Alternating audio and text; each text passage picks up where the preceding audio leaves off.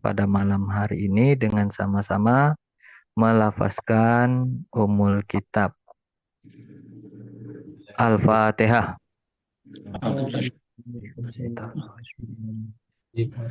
Alhamdulillahirabbil alamin.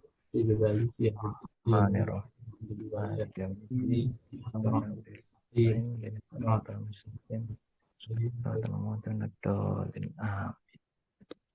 Baik, acara selanjutnya yaitu tilawah. Dalam hal ini akan disampaikan oleh Bang Mahyus. Kepada Bang Mahyus dipersilahkan. Baik. Bismillahirrahmanirrahim. Assalamualaikum warahmatullahi wabarakatuh. A'udzu billahi samii'il 'aliim minasy syaithaanir rajiim. Bismillahirrahmanirrahim. Subhanalladzi asra bi'abdihi lailan minal masjidil haram. من المسجد الحرام إلى المسجد الأقصى الذي باركنا حوله لنريه من آياتنا إنه هو السميع البصير. وآتينا موسى الكتاب وجعلناه هدى لبني إسرائيل ألا تتخذوا من دوني وكيلا ذرية من حملنا مع نوح إنه كان عبدا شكورا. وقضينا إلى بني إسرائيل في الكتاب لتفسدن في الأرض مرتين ولتعلن علوا كبيرا فإذا جاء وعد أولاهما بعثنا عليكم عبادا لنا أولي بأس شديد فجاسوا خلال الديار وكان وعدا مفعولا. Sadaqallahul Azim. Dengan nama Allah yang Maha Pengasih lagi Maha Penyayang, Maha Suci Allah yang telah memperjalankan hambanya Muhammad pada malam hari dari Masjidil Haram ke Masjidil Aqsa yang telah kami berkahi sekelilingnya, agar kami perlihatkan kepadanya sebagian tanda-tanda kebesaran kami. Sesungguhnya Dia Maha mendengar, Maha melihat. Dan kami berikan kepada Musa kitab Taurat, dan kami jadikannya petunjuk bagi Bani Israel dengan firman, janganlah kamu mengambil pelindung selain aku. Wahai keturunan orang yang kami bawa bersama Nuh, sesungguhnya dia Nuh adalah hamba Allah yang banyak bersyukur.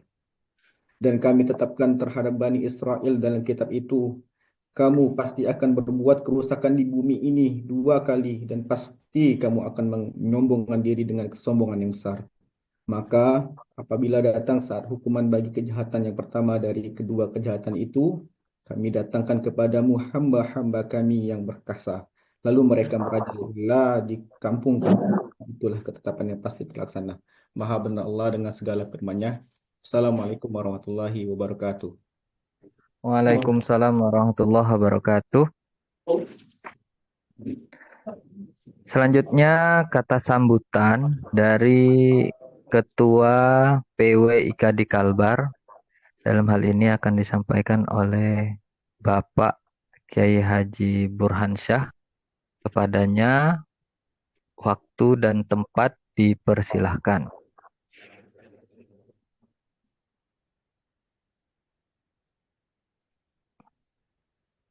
Ustadz Burhan sudah hadir? Belum kelihatan. Assalamualaikum warahmatullahi wabarakatuh. Waalaikumsalam warahmatullahi wabarakatuh. Suaranya belum dibuka tadi. Baik. Bismillahirrahmanirrahim. Alhamdulillahirabbil alamin. Wassalamu ala asyrafil anbiya'i wal mursalin sayyidina nabiyina Muhammadin wa ala alihi wa ashabihi ajma'in. Amma ba'du. Qala Allah Ta'ala bil Qur'anil Karim, a'udzu billahi minasyaitonir rajim. Bismillahirrahmanirrahim. Wan najmi idza hawa ma dhalla sahibukum wa ma ghawa wa ma yantiqu 'anil hawa in huwa illa wahyun yuha. 'Allamahu syadidul quwa dzu mirratin fastawa wa huwa bil ufuqil a'la summa dana fatadalla fakana qawma qawsaini aw adna auha ila 'abdihi ma auha ma kadzdzaba fuadu ma ra'a afatumarunahu ala ma yara wa laqad ra'ahu nazlatan ukhra inda sidratil muntaha indaha jannatul ma'wa yaghsha sidrata ma yaghsha ma zaqal basaru wa ma taqa laqad ra'a min ayati rabbil kubra. Allahumma shalli ala sayyidina Muhammad wa ala alihi wa sahbihi. Kita bersyukur pada Allah yang malam hari ini dapat melaksanakan satu peringatan besar ya yang dicatat sebagai agenda negara kita hingga perlu diliburkan karena termasuk sebagai hari-hari besar bagi umat Islam.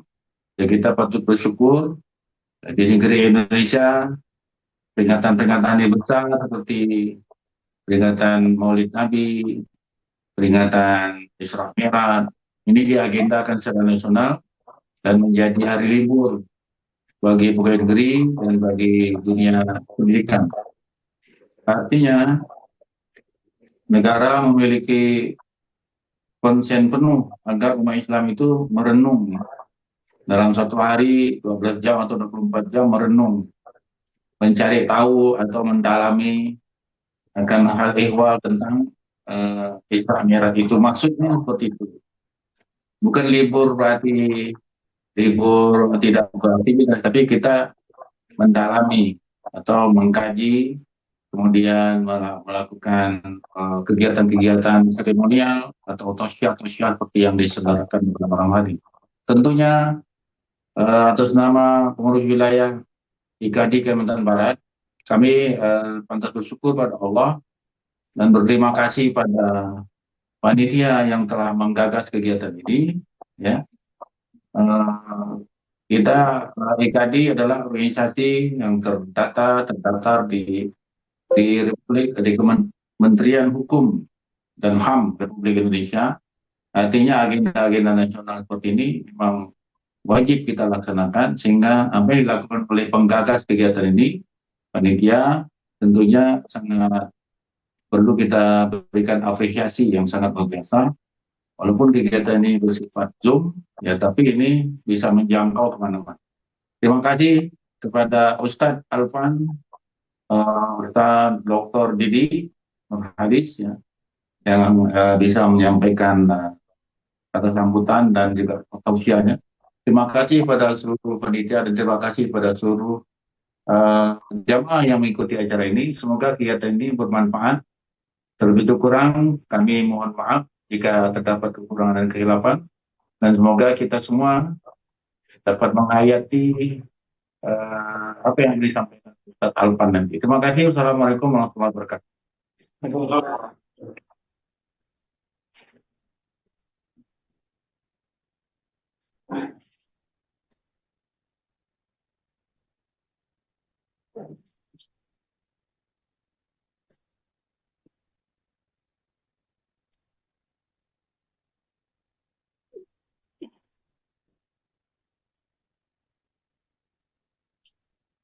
Baik, terima kasih kepada Ustadz Kiai Haji Burhansyah selaku Ketua PW IKADI Kalbar yang telah memberikan sambutannya. Selanjutnya, sebelum kita masuki acara inti, ada sedikit video berkaitan tentang salah satu program IKADI, yaitu pembangunan pesantren Quran mahasiswa. Mungkin nanti silahkan disimak bersama-sama. Operator, silahkan. Bapak Ibu hafizakumullah, alhamdulillah kita bersyukur kepada Allah Subhanahu wa taala, dipilih oleh Allah Subhanahu wa taala untuk kumpul bersama di sini dalam rangka khidmah kitabillah, untuk membumikan Al-Qur'an dalam kehidupan kita melalui peletakan batu pertama pembangunan pesantren Quran mahasiswa IKB Kalbar. Thumma awrathnal kitab alladhi nastafaina min ibadina. Kata Allah, yang artinya kemudian kami wariskan Al-Quran itu kepada hamba-hamba yang kami pilih. Jadi kalau hari ini kita hadir dalam rangka pembangunan pesantren Quran, حبيبي يا محمد أتيت ini adalah nikmat yang Allah berikan kepada kita. Kita dipilih dari sekian banyak hamba Allah yang ada di Kalbar ini, dipilih hadir di sini untuk memberikan perhatian khusus terhadap Al-Quran yang insya Allah setiap hari, setiap waktu akan selalu dipelajari, dihafal di pesantren yang hari ini kita hadir dalam peletakan batu pertamanya.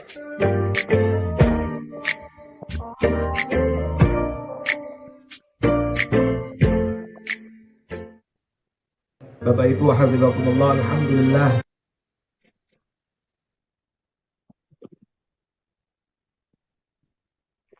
Baik, tadi adalah sedikit video ya, video tentang rencana pembangunan pesantren Quran mahasiswa. Baik, kita langsung saja masuk ke acara inti, yaitu tausiah Isra Mi'raj. Dalam hal ini akan disampaikan oleh Ustadz Alfan. Kepada beliau, ana persilakan. Tafadhol Ustadz.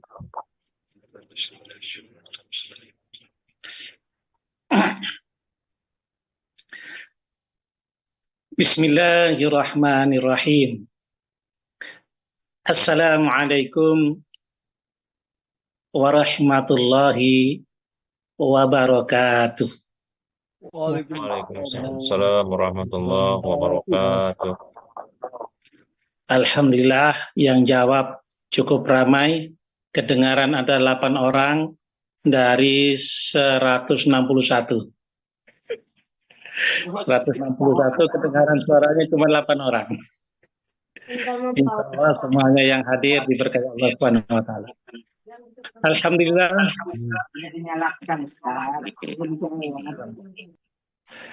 Alhamdulillah wa syukrulillah ala kulli ni'amillah. Assalatu wassalamu ala rasulillah wa ala alihi wa sahbihi wa mawalah, wala haula wala quwata illa billah. Ikhwani wa akhwati fillah rahimani wa rahimakumullah.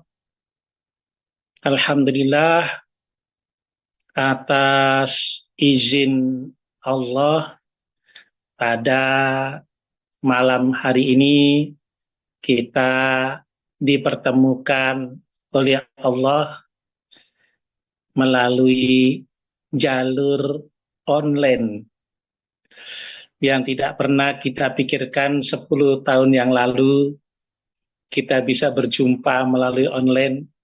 Ternyata hari ini kita bisa lakukan. Mungkin ini diantara hikmahnya adanya pandemi.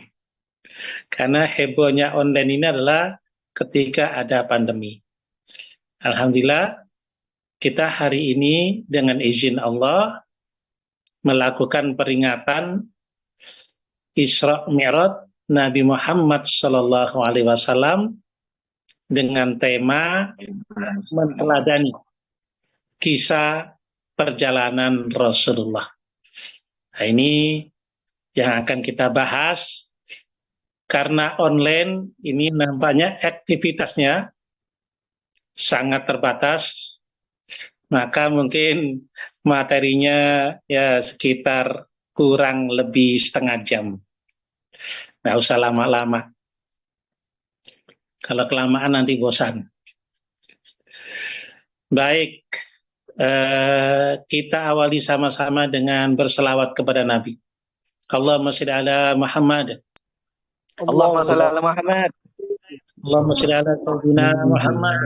Allahumma salli wa Allahumma sallim shalli wa wa sallim barik wa alaihi. barik Muhammad. alaihi. Salli wa sallim wa barik ala Sayyidina Muhammad. Allahumma Barik salli ala Maulana Muhammad. Oh, Masya Allah. Ramai juga. Baik. Peristiwa Isra Mi'raj. Ada dua kata dalam peristiwa ini. Ada Isra dan ada Mi'raj. Ini berbeda, bukan satu kalimat. Berbeda. Berbeda pengertian, berbeda makna, berbeda kandungannya. Ya. Isra dan Mi'raj ini merupakan peristiwa maha dahsyat yang Rasulullah Shallallahu Alaihi Wasallam alami. Maha dahsyat, luar biasa. Dan ayat tadi yang dibaca itu adalah pengabadian Allah tentang peristiwa maha dahsyat ini. Bahkan sekaligus pemberian nama surat itu. Ya, surat itu lebih populer dengan nama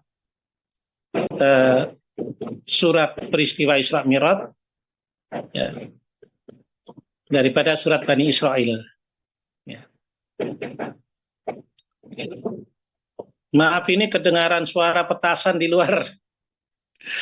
Ini ada di Mempawah, ini ada tamu Allah yang sudah cukup lama, melebihi dari 3 hari, ya, yaitu tamu banjir, termasuk rumah saya.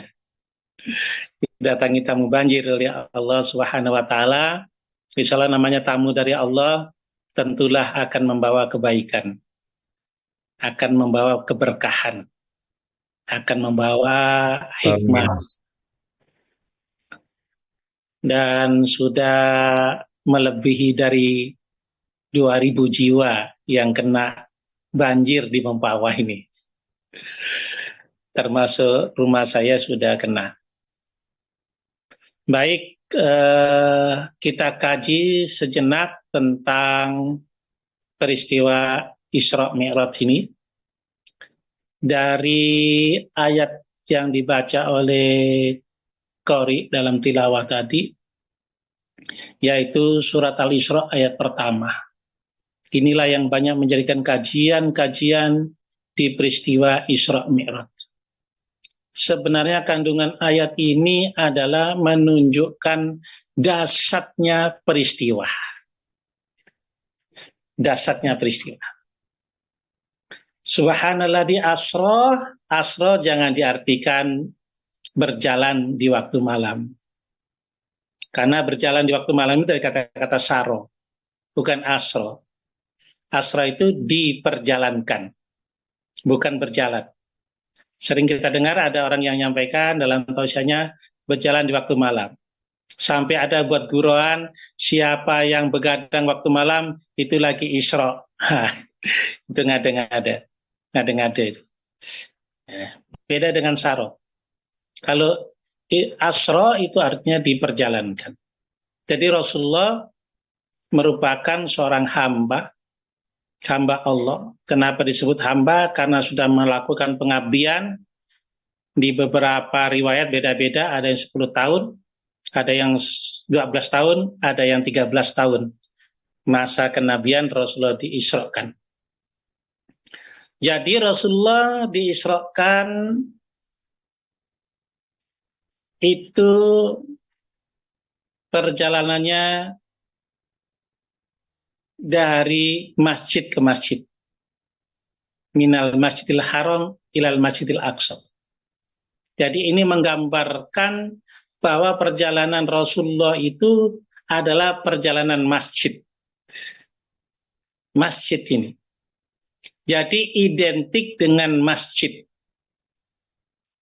Yaitu masjid yang saat itu istimewa. Karena Masjid Nabawi belum ada. Yang ada baru Masjidil Haram dan Masjidil Aqsa. Masjid yang langsung dibangun oleh para nabi.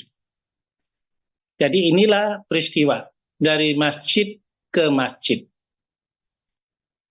Artinya apa? Rasulullah itu dalam peristiwa yang maha dahsyat ini memberikan gambaran kepada umatnya agar hidup ini sentralnya masjid ke masjid. Sentralnya masjid ke masjid. Sekarang sudah mengalami perubahan, sentralnya HP ke HP. Jadi handphone ke handphone. Nah, sedangkan peristiwa Isra Mi'raj ini adalah mengajak kita masjid ke masjid. Masjid yang disebutkan Al-Haram. Inna awala baitin wudi'a lin-nasi lalladzi bil barak lalladzi bi Bakkatal mubarakah. Jadi pertama kali rumah yang dibangun di muka bumi untuk ibadah, ya, tempat ibadah pertama kali dibangun di muka bumi ini adalah Masjidil Haram.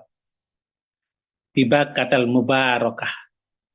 Di Mekah yang penuh barokah. Dulu orang nyebut Mekah itu bukan Mekah, Bakkah.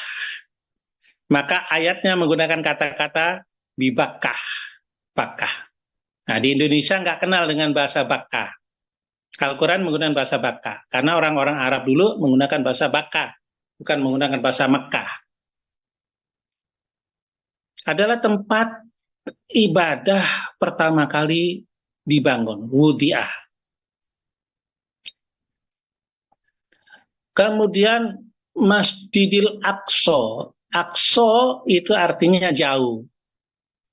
Pada saat itu memang jauh. Karena jarak Mekah ke Palestina saat itu jaraknya sekitar 1.500 kilometer, yang perjalanan seperti kendaraan saat itu menggunakan waktu sekitar 1 bulan atau 1 bulan setengah. Perjalanan 1 bulan setengah. Karena 1.500 tahun. Di 1.500 kilometer. Betapa jauhnya. Kalau dari Jakarta ke Surabaya, balik lagi. Tengah-tengahnya kira-kira di mana itu? Semarang ya. Nah, begitulah jauhnya. Dalam satu hanya kendaraan unta dan kuda yang ada. Bayangkan. Makanya Masjidil Aqsa, masjid yang jauh. Yang menarik dalam perjalanan antara masjid dengan masjid ini adalah Alladzi barokna haulahu. Allah berikan keberkahan. Ya. Allah berikan keberkahan sekelilingnya. Jadi diberkahi oleh Allah sekelilingnya. Sehingga banyak mufassirin mengatakan bahwa kalau hidup ini dari masjid ke masjid, artinya obsesinya adalah masjid center of activity, pusat segala kegiatan, maka akan mendatangkan barokna haula. Kita seandainya di Indonesia saja. Kalau kita membaca sejarah Wali Songo saja, itu yang paling populer adalah membangun masjid. Wali Songo itu. Yang paling populer yang dibangun beliau adalah untuk memulai peradaban membangun masjid. Masjid apa itu? Al-Aqsa. Wali Songo itu membangun masjid pertama kali namanya Masjid Al-Aqsa. Subhanallah. Ya. Jadi ini ayat ini memberitahu kepada kita bahwa perjalanan hidup yang terbaik itu adalah jalur masjid ke masjid.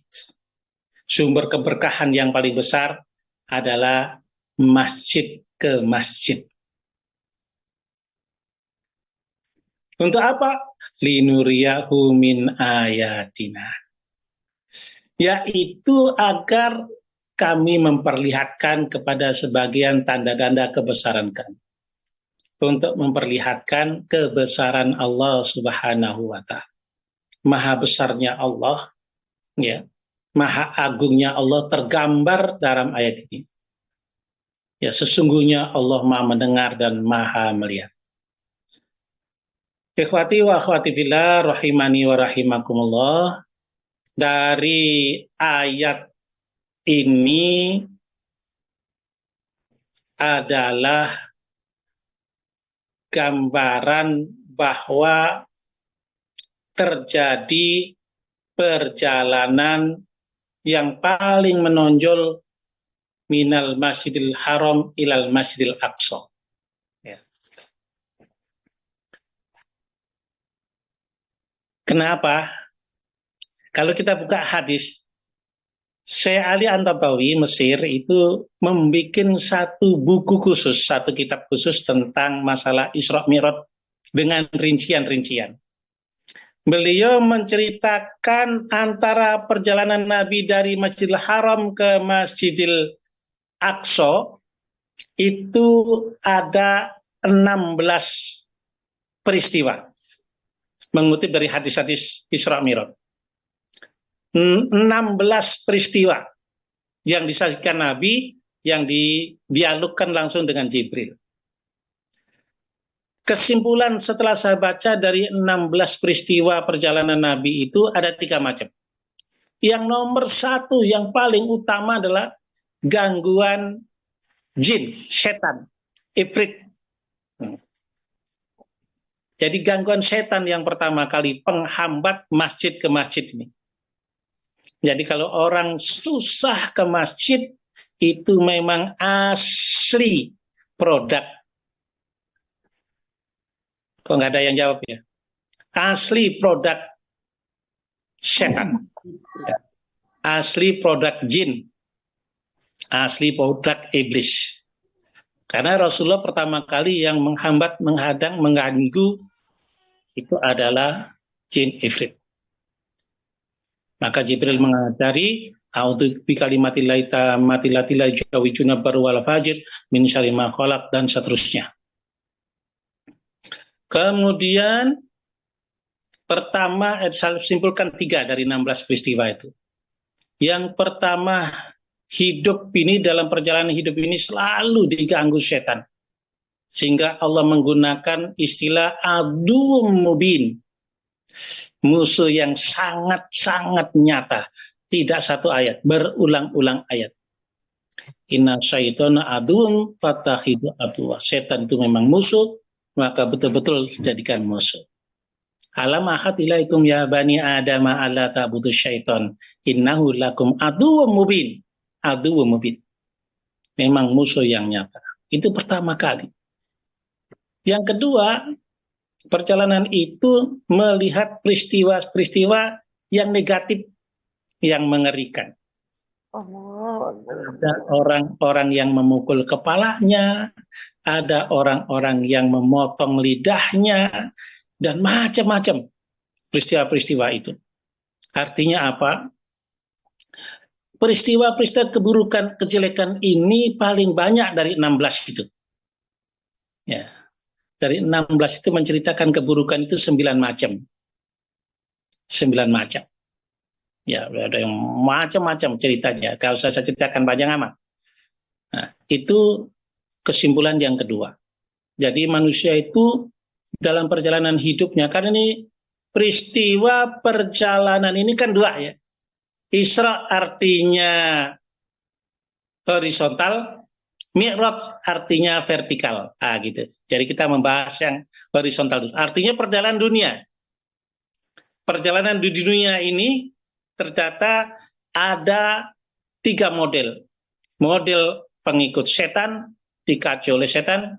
Model orang-orang yang melakukan keburukan-keburukan, kesalahan-kesalahan, kekhilafan-kekhilafan.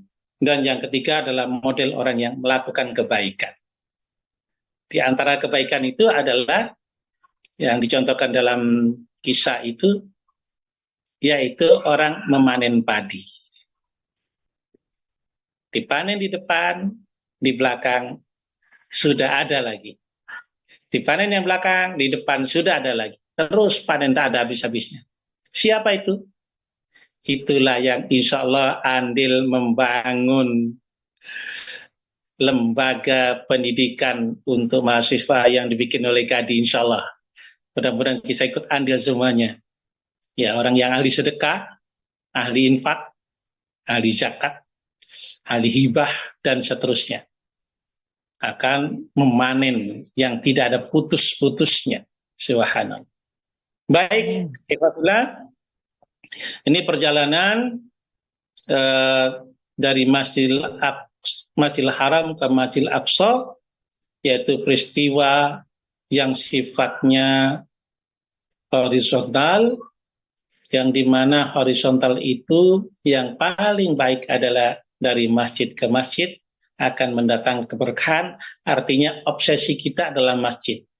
Rasulullah masjid menjadikan pusat segala aktivitasnya. Di situ Rasulullah berdakwah, di situ Rasulullah menikahkan, di situ Rasulullah melatih perang, di situ Rasulullah menetapkan hukum, di situ Rasulullah menyampaikan turun-turunnya ayat Quran, di situ Rasulullah memberikan nasihat-nasihat, kajian-kajian, di situ Rasulullah memberangkatkan pasukan untuk perang, di situ juga Rasulullah melakukan berbagai macam aktivitas-aktivitas yang lain.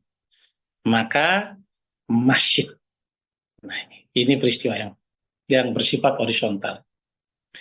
Baik, selanjutnya Isra Mi'raj ini kenapa terjadi? Ini yang akan kita bahas yang kedua. Kenapa terjadi peristiwa Isra Mi'raj ini?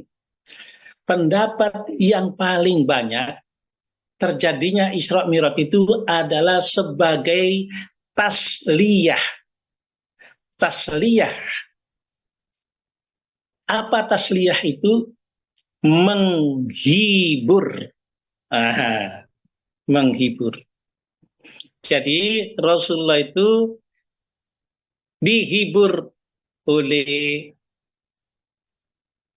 Allah Subhanahu wa Ta'ala. Dihibur. Dan tidak ada satupun di muka bumi ini yang tidak menginginkan hiburan. Tidak ada. Tidak ada. Biarpun Ustadz Didik sudah doktor sekalipun, masih ingin hiburan. Ya. Nggak usah Didik ada aja ini. Tengok loh. Ustadz ada. Ada. Ada Ustaz. Alhamdulillah. Apalagi yang bukan dokter macam saya, lebih suka hiburan lagi. Ya, hiburan. Hiburan inilah yang harus dijaga. Maka cara menghibur diri itu mi'raj. Cara menghibur diri yang terbaik itu mi'raj. Nah itu ya. Kenapa harus dihibur? Hidup ini selalu banyak masalah, problema, dilema. Yang hadir di sini sebanyak 210 orang dalam online ini. Kalau saya tanya satu-satu atau semuanya saya tanya, saya suruh jawab, ada nggak yang hadir ini tidak punya problem, tidak punya masalah? Jawabannya sama, tidak ada. Kalau ada satu saja yang jawab, kata Ustadz Burhan, Ketua IKD Kalbar, Pak Ustadz, saya hidup tak ada masalah. Tolong Ustadz Didi antarkan Ustadz Burhan ke Sungai Bangkong. Nah, di sanalah konsultasi. Itu orang yang nggak punya masalah. Memang hidup perlu dengan masalah. Maka masalah itu perlu ada hiburan. Dan masalah Rasulullah tidak ringan-ringan. Selama dakwah lebih 10 tahun, masalahnya sangat banyak. Sehingga Rasulullah pada saat itu mengalami amul huzn, tahun kesedihan. Sangat sedih sekali Rasul, tahun kesedihan. Ya. Betapa sedihnya Rasulullah Shallallahu Alaihi Wasallam. Apa yang membuat sedih? Saya lihat di dalam Sirah Nabawiyah yang berhubungan dengan Mi'raj yang ditulis oleh Ali An-Tantawi itu ada 4 faktor. 4 faktor. Faktor yang pertama yaitu wafatnya paman beliau, Abu Thalib. Nah, beliau, paman Abu Thalib. Mengapa Rasulullah sedih dengan paman Abu Thalib itu wafat? Karena beliau itu backing utama Nabi saat itu. Yang dakwah sangat lemah, dakwah itu bisa agak tegak karena di backing oleh Abu Thalib. Lalu backingnya wafat. Dan yang lebih bikin sedih lagi, dengan wafatnya pamannya Abu Thalib yang mengasuhnya dari sejak umur 8 tahun, lalu 3 hari, ini pendapat mayoritas, 3 hari kemudian, ya, 3 hari kemudian istri kekasih beliau satu-satunya, beliau belum poligami, Khadijah, backing Nabi yang kedua, backing ketokohan Ali bin Abi Thalib, backing pendanaan, yaitu Khadijah, diwafatkan oleh Allah. Ini sedih luar biasa, Rasulullah sedih. Yang ketiga dan yang keempat, Rasulullah menjadi sedih. Silakan dicari sendiri. Silakan masing-masing mikir. Apa kira-kira? Apalah yang membuat Rasulullah sedih lagi? Di samping wafatnya paman, wafatnya Khadijah. Ada 2 lagi yang membuat Rasulullah sedih sekali. Karena nggak ada yang jawab, saya jawab seorang. Apa itu? Yaitu intimidasi dari kaum Quraisy. Intimidasi dari kaum Quraisy. Kafir Quraisy ini selalu melakukan teror bahasa sekarang ini. Diteror terus, diusir dari Mekah. Itu lebih susah lagi Rasulullah, lebih menderita lagi. Sudah dakwah dilarang, diusir lagi, diintimidasi lagi. Luar biasa susahnya Rasulullah SAW. Padahal misi utama Rasulullah adalah dakwah. Selama 3 tahun Rasulullah itu diusir. Betapa menderitanya Rasulullah. Kemudian yang keempat, yang Rasulullah sudah posisi kejepit, kondisi susah, tak bisa berdakwah di Mekah. Rasulullah ingin tetap berdakwah, lalu Rasulullah melangkahkan kaki ke Taif. Ustaz Didi yang biasa ke sana, ya? Berapa kilo jaraknya itu? Kalau nggak salah sekitar 60 kilo ya. Ke Taif, tempat yang subur, yang makmur, yang penduduknya juga diprediksi Rasulullah orang baik-baik.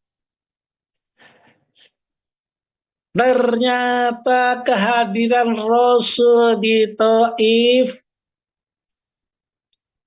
ditolak mentah-mentah Bukan hanya sekedar ditolak, dilempari batu sampai kaki Rasulullah bercucuran darah. Subhanallah. Inilah 4 kesedihan Rasulullah. Kira-kira kalau kita sedih nggak pengen hiburan nggak?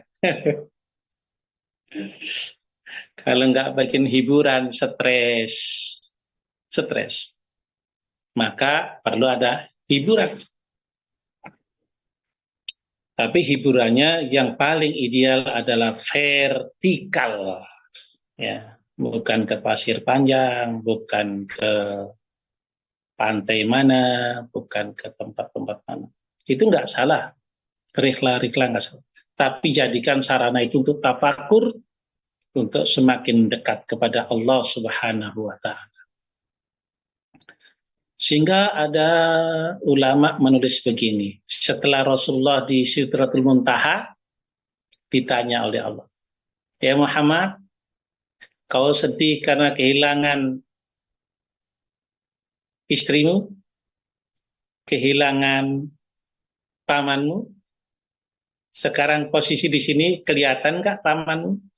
Kelihatan nggak istrimu?"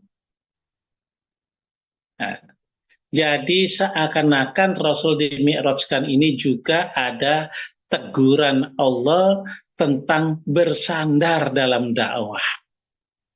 Agar dakwah Nabi tidak terus bersandar pada paman dan istrinya, tapi mutlak bersandar kepada Allah. IKADI, Ikatan Dai Indonesia, hendaklah dakwanya hanya bersandar kepada Allah. Insya Allah, Allah Maha Kaya. Allah Maha segala-galanya. Sehingga Rasulullah baru sadar dengan dimi'rajkan selama ini terlalu banyak bersandar pada pamannya, diambil papanya. Bersandar pada istrinya, istrinya diambil juga oleh Allah Subhanahu wa Ta'ala. Inilah ikhwafillah tentang peristiwa kenapa Rasulullah dimi'rajkan. Selanjutnya, tadi ada Ustaz Burhan membaca surat An-Najm. Di dalam surat An-Najm itu juga Allah menggambarkan walaqad ra'ahu nazlatan ukhra inda sidratil muntaha inda jannatul ma'wah id yaksas sidrata ma yaksha mazaqal basar wa ma tagha laqad ra'a min ayati rabbihil kubra. Nah, ini dia. Dan sesungguhnya Nabi Muhammad telah melihat Jibril itu dalam bentuk rupa yang aslinya. Inilah hiburan Rasulullah yang pertama kali. 10 tahun lebih Rasulullah ketemu, berkomunikasi dengan Jibril, tak pernah melihat bentuk aslinya. Maka mufassiri mengatakan kata-kata ro'a di sini, ro'ahu di sini adalah melihat Jibril dalam bentuk aslinya. Itu yang menyenangkan, menggembirakan. Bayangkan, antum punya kawan akrab, hanya bertemu online terus selama lebih 10 tahun. Bagaimana kalau kita ketemu offline, di tempat yang mewah, bukan di Kopi Deal, bukan. Saya kalau diajak Bang Ali berkali-kali, kita Kopi Deal. Ini bukan tempat Kopi Deal. Indaha jannatul ma'wah. Di sampingnya pertemuan itu ada surga. Surga tempat tinggal. Bayangkan. Pertemuannya di tempat yang sangat dahsyat, Sidratul Muntaha. Di situ ada Jannatul Ma'wah. Subhanallah. Ini pertemuan yang mewah ini. Nah, nanti suatu saat pertemuanlah Ustaz Burhan dengan yang ngisi ini di tempat namanya Jannatul Ma'wah. Di mana itu? Kopi Deal. Masya Allah. Masya Allah. Saru wa matallah. Tempat itu nggak bisa digambarkan kayak apa ya. Indahnya, cantiknya, ya, megahnya, mewahnya, ya. Sehingga disebutkan laqad, ini sama-sama lam takkid, ada lam takkid. Qad ditakkid lagi. Betul-betul melihat min ayati rabbihil kubra. Melihat tanda-tanda kekuasaan Allah yang maha besar, sehingga melihat pamannya sudah tidak ada apa-apanya, istrinya sudah tidak ada apa-apanya, sehingga Rasulullah semakin mantap bersandar kepada Allah. Nah, inilah yang kita ambil nih. Kita ambil itu mantapnya kita bersandar kepada Allah. Karena di sana adalah laqad ra'a min ayati rabbihil kubra. Melihat tanda-tanda kebesaran Allah luar biasa. Ya. Jadi disitulah dalam surat An-Najm, surat ke-53, ayat 13-18 ini menggambarkan betapa pentingnya kita menteladani Rasulullah dalam perjalanan dakwah untuk mutlak bersandar kepada Allah. Dan mudah-mudahan kita nanti bisa meeting sama-sama di Jannatul Ma'wa. Amin ya rabbal alamin. Baik, nampaknya sudah kelewatan waktunya. Lalu perjalanan ini kemana? Dan untuk apa? Ya. Singkatnya, jalan namanya hiburan, ya tentulah dibawa ke surga, mengelilingi surga, melihat keindahan surga, kemegahan surga, kemewahan surga.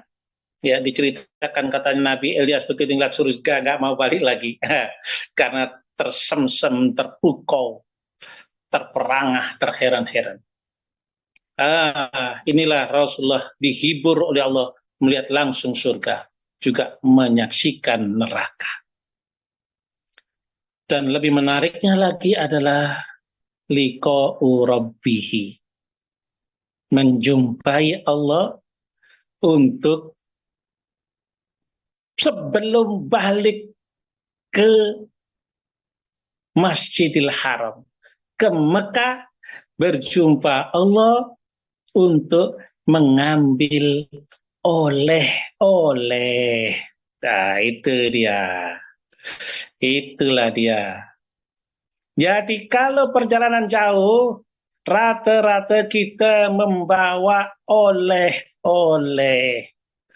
Apakah berupa makanan, apakah berupa pakaian, apa berupa mainan, apa berupa ya yang an-an lah. Ya.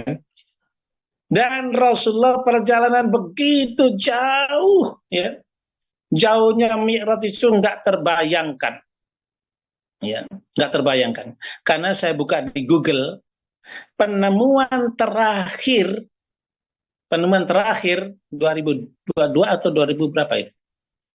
2019.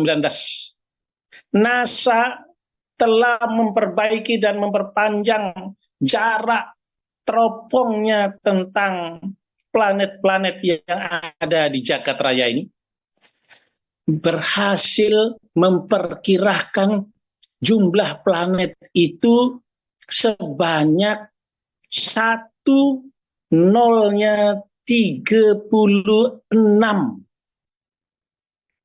Berapa itu? 1.003.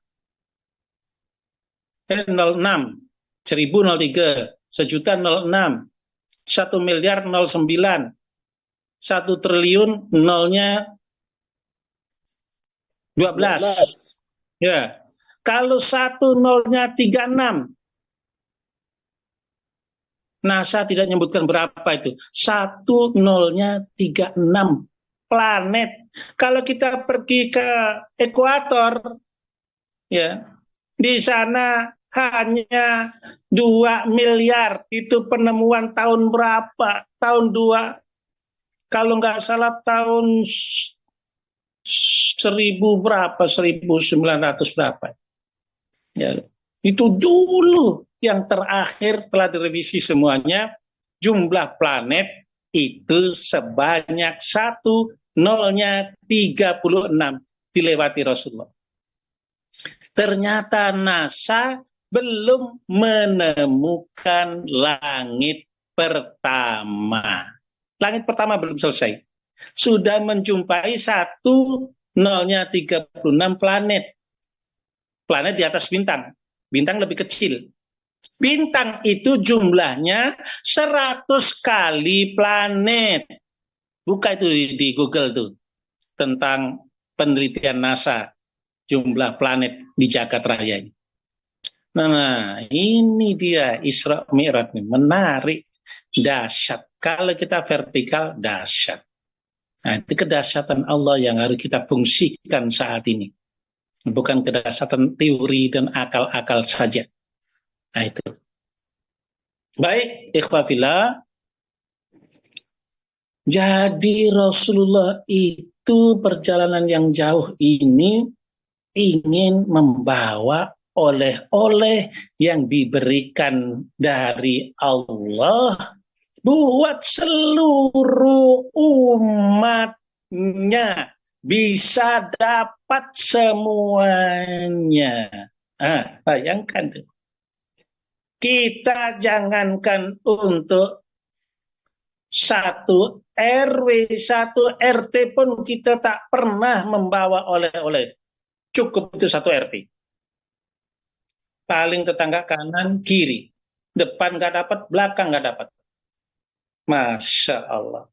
Sedangkan Rasulullah membawa oleh-oleh yang diberikan oleh Allah yang pemilik jagat raya ini, yang menguasai jagat raya ini, untuk dibagikan nikmat oleh-oleh itu ke seluruh umatnya dan bisa dinikmati sehari minimal 5 kali, setara dengan 50 kali, nanti kita bahas. Sehari 5 kali menikmatinya.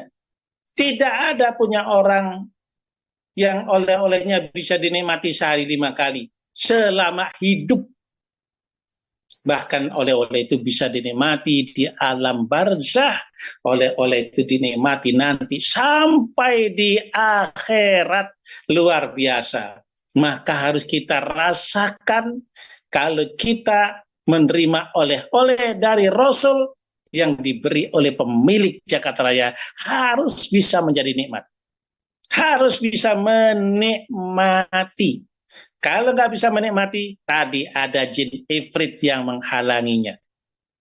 Setan dulu yang menghalangi. Nah, itu. Jadi inilah perjalanan Rasulullah, ya, di samping dihibur oleh Allah karena kesedihan-kesedihannya, juga Rasulullah diberikan oleh-oleh, ya, yang oleh-oleh ini yang populernya adalah terjadi kasus begitu membawa pulang dihadang oleh Nabi Musa. Balik ya, tak mampulah kau dengan umatmu, berat amat, balik lagi. Akhirnya tinggal 5 waktu oleh-oleh, tapi karena manja'a bil hasanatin falahu asyru amsalihha, setiap kebaikan dibalas oleh Allah 10 kali lipat, maka oleh-oleh itu sama nilainya. Biarpun 5 kali, karena dibalas menjadi 10 kali lipat, sama dengan 50 kali. Jadi oleh-olehnya asli 50 kali. Cuman mengerjakannya 5 kali. Subhanallah. Dasarnya oleh-oleh, mari kita berupaya selalu berikhtiar untuk bisa menikmati oleh-oleh ini. Menikmati oleh-oleh dari Allah yang dititipkan melalui Rasulullah dan bisa dibagi ke seluruh umatnya. Subhanallah. Tapi sampai saat ini masih banyak orang yang mencampakkan tak mau menikmati oleh-oleh dari Allah ini yang dititipkan Rasulullah SAW. Mudah-mudahan hati kita dibuka oleh Allah untuk bisa menikmati oleh-oleh yang dibawa oleh Rasulullah Sallallahu Alaihi Wasallam buat umatnya. Ikhwafillah yang dimuliakan Allah, selanjutnya, boleh nggak selanjutnya nih, waktunya udah habis nih. Tergantung moderator lah. Boleh Lanjut Ustaz. Ustaz, lanjut. Masih Nah, ada waktu. jam 9. Kurang 1 menit jam 9. Tadi rencananya Lanjut, setengah Pak. jam. Lanjut ke? Ustaz. Iya, lanjut. Ini sebenarnya peristiwa Siratul itu sekarang kita bicara setelah turun. Setelah mengambil oleh-oleh, kita bicara turunnya. Sudah sampai langsung di Makkatul Mukarramah. Apa fungsinya Rasulullah menyampaikan peristiwa ini dan apa fungsinya Allah memi'rajkan Rasulullah atau mengisra mi'rajkan Rasulullah. Nah, ini. Ternyata kita lihat dalam sejarah Isra Mi'raj ini berfungsi yang pertama adalah untuk menyaring dan menjaring sahabat yang asli dan yang KW. Nah, ternyata sahabat-sahabat yang masuk Islam di Mekah ada juga yang KW. Sehingga diceritakan Nabi peristiwa ini, mereka malah berbalik murtad. Nah, ini KW. Nah, dalam dakwah begitu juga, wahai saudaraku-saudaraku semuanya yang ada di IKD, jangan beranggapan orang IKD semuanya itu adalah orisinil. Bisa jadi ada yang dai-dai KW. Kurang berkualitas. Allahu Akbar. KW itu kalau nggak salah, apa ya?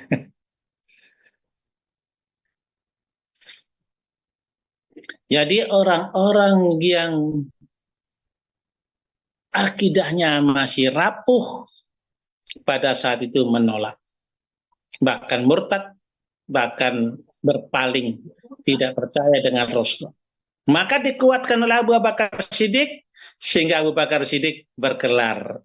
Tadinya namanya hanya Abu Bakar, dipanggil As-Siddiq, karena yang pertama kali dengan tegas menyatakan peristiwa itu adalah benar.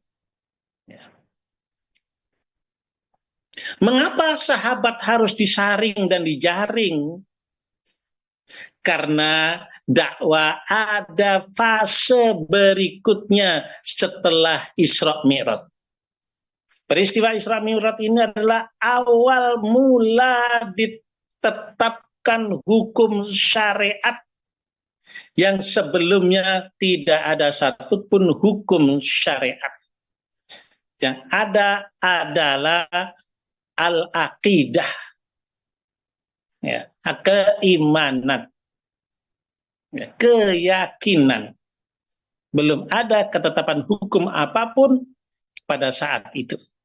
Maka diawalilah dengan peristiwa Isra Mi'raj untuk memulai agama ini dengan syariatnya, tidak sebatas keyakinan saja. Nah, karena ada fase-fase berikutnya, maka ada pentingnya penjaringan. penjaringan. Kira-kira apalah yang fase berikutnya setelah Isra Mi'raj nih? Saya nak nyandar dulu sambil minum. Wah, nih sedap nih. Gelasnya aja oranye. Masya Allah. Jahe campur madu.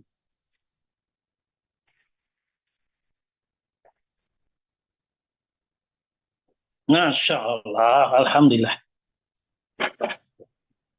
Apa fase setelah peristiwa Isra Mi'raj ini? Sehingga memerlukan manusia yang berkualitas. Sehingga orang-orang yang KW-KW tidak layak untuk mengikuti fase berikutnya. Inilah Isra Mi'raj. Isra Mi'raj fase penjaringan untuk menyaring dan menjaring sahabat orang-orang yang beriman yang berkualitas. Karena fase berikutnya adalah fase hijrah. Hijrah. Tidak ringan, lebih berat lagi menerimanya daripada menerima sholat. Meninggalkan harta, meninggalkan peternakan, meninggalkan perdagangan, meninggalkan keluarga dan saudara. Nyimpatin ya? Bukan ringan-ringan. Maka kalau tidak punya pondasi yang kokoh, maka rapuhlah dia.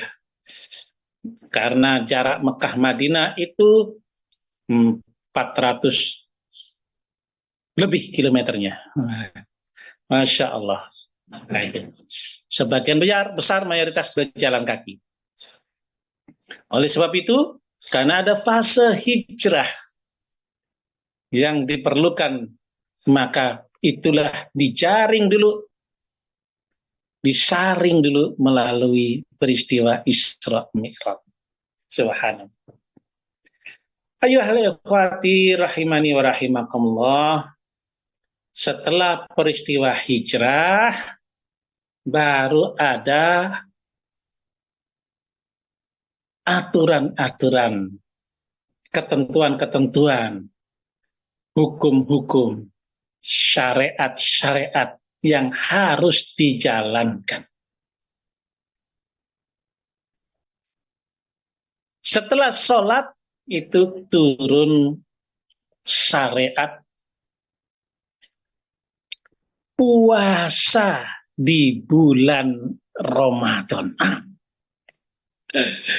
Menerima sholat sudah berat, diajak hijrah sudah berat, disuruh puasa selama 1 bulan. Ini kalau enggak al-imanul amiq, kalau imannya enggak mendalam, berat mau berpuasa. Maka disyariatkan puasa pada tahun kedua Hijriyah. Ternyata sahabat merespon dengan luar biasa puasa itu.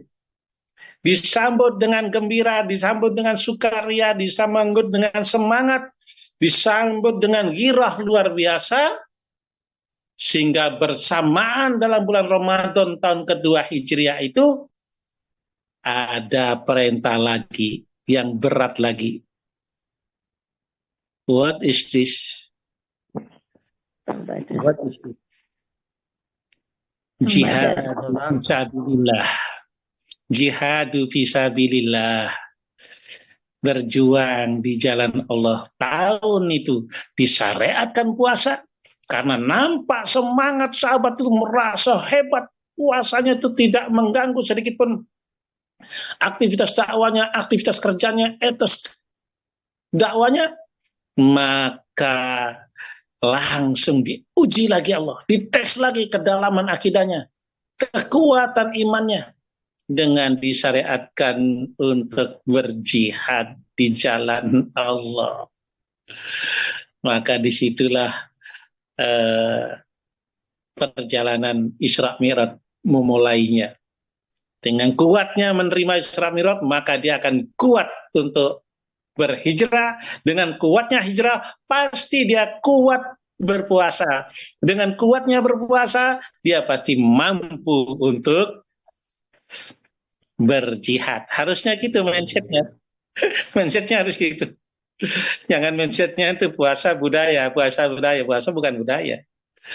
Ya, puasa itu untuk menguatkan, untuk mampu untuk berjihad. Dan seterusnya, ada perintah zakat nanti, ada perintah haji, kemudian disyariatkan yang lain-lainnya sampai 10 tahun hijrah. Sehingga al-yauma akmaltu lakum dinakum wa atmamtu alaikum ni'mati wa raditu lakumul Islam. Akhirnya sempurna Islam setelah hijrah selama 10 tahun.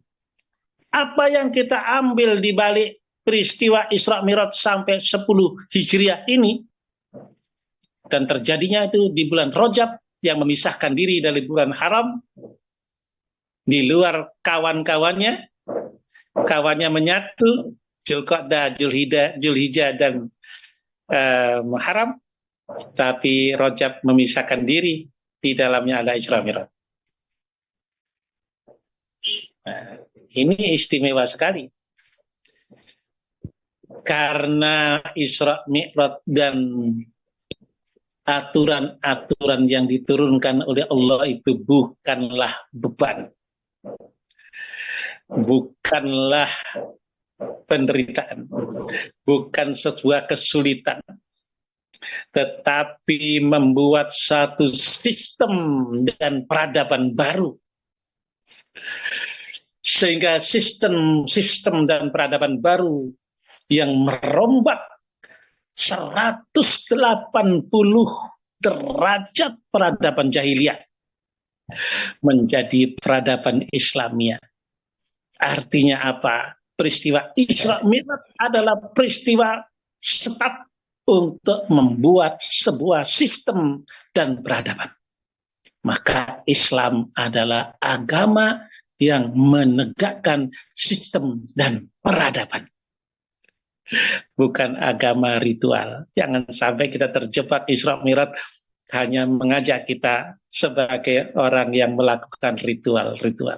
Ritual itu bagian yang hanya embrionya saja. Puncak hasilnya adalah sistem dan peradaban. Mudah-mudahan kita semuanya bisa menghadirkan kembali sistem dan peradaban Islam dengan izin Allah Subhanahu wa taala, dengan hikmah dan mau'idatil hasanah. Amin ya rabbal alamin. Kurang lebihnya mohon maaf. Subhanakallahumma wa bihamdika asyhadu an la ilaha illa anta astaghfiruka wa atubu ilaik. Assalamualaikum warahmatullahi wabarakatuh. Waalaikumsalam warahmatullahi wabarakatuh. Syukron jazakallah kepada Ustadz Alfan yang telah memberikan tausiah dan hikmah yang luar biasa kepada kita tentang peristiwa Isra Mi'raj. Dan semoga apa yang telah disampaikan tadi memberi kita pelajaran dan hikmah dan bisa kita amalkan dan menambah amal-amal ibadah kita ke depannya, tentunya dalam upaya menghadapi bulan suci Ramadan yang sebentar lagi. Selanjutnya ada arahan dari pembina IKD Kalbar. Dalam hal ini akan disampaikan oleh Ustadz Didik. Kepada Ustadz Didik, waktu dan tempat dipersilahkan. Tafadhol Ustadz.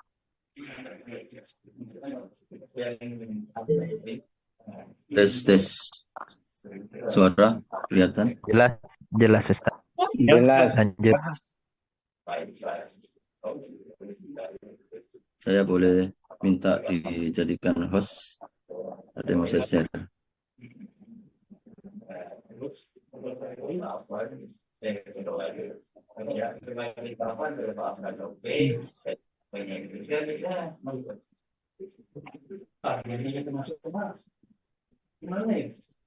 Bisa jadi host nggak? Saya mau ada yang saya share.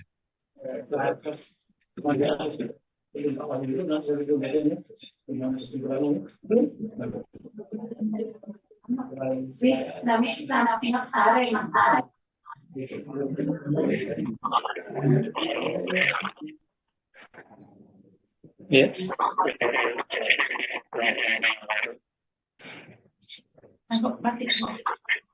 Bisa nggak? Saya mau share slide ada, bisa nggak?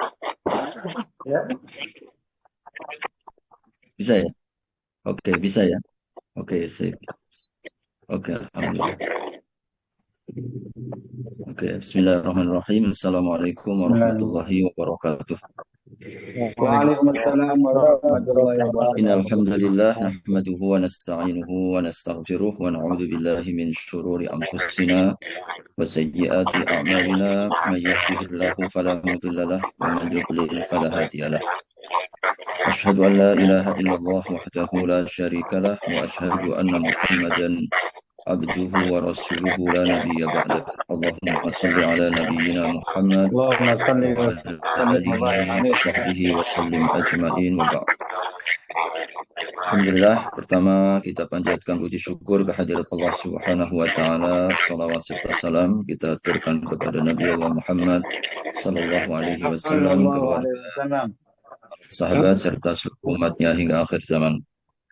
Yang kami Amin. hormati Ustadzuna Al-Fadhil, Ustadz Alfan Hadi, jazakallahu khairan atas tausiah dan juga peringatannya untuk kita bersama. Yang kedua kepada Ustadz Burhan Syah selaku Ketua IKADI, teman-teman, sahabat-sahabat, dan seluruh yang hadir dalam majelis yang mulia ini.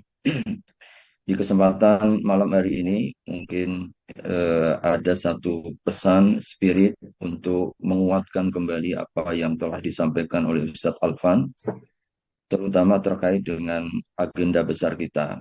Dan untuk itulah sebenarnya kita yang dikumpulkan.